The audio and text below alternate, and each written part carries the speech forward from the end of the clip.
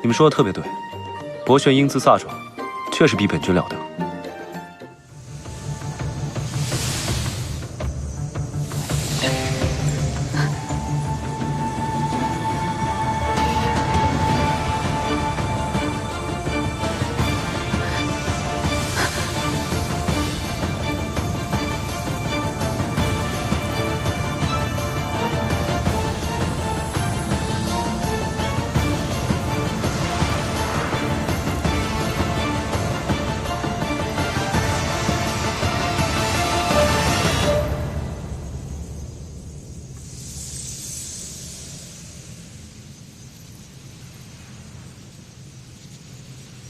博轩，100年后，我们便能相见了。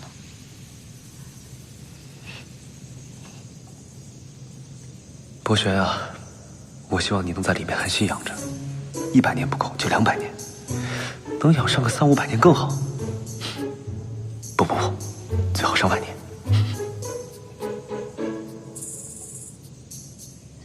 你嘀嘀咕咕什么呢？你也有话跟博轩说？啊，没有，我只是看你高兴，我也替你开心。若博轩醒了，看见多了一个你，他定会为我感到开心的。神君有令，大婚之前绝不可以让小殿下和北海神君私下相会。放心吧，贾野，别说是一个大活人了，我们保证，就连只公苍蝇都进不了小神君的房内。哎，你们说这神君是不是没事闲的？像青木上君那样，灵力高强、玉树临风的女婿，打着灯笼也找不到第二个呀。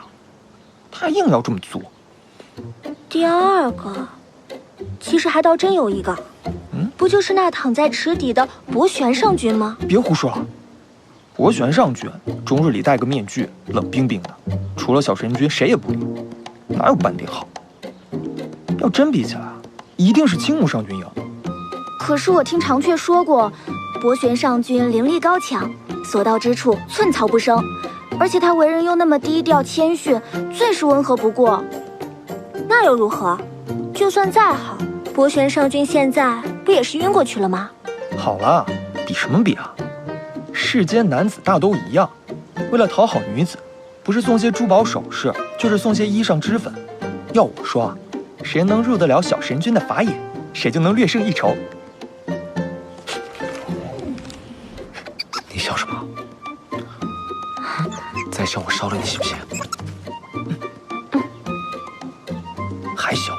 我烧了你信不信？上君，您都听到了？听到什么？哦，你说博玄的事啊？本君已经听到了。你们说的特别对，博玄英姿飒爽，确实比本君了得。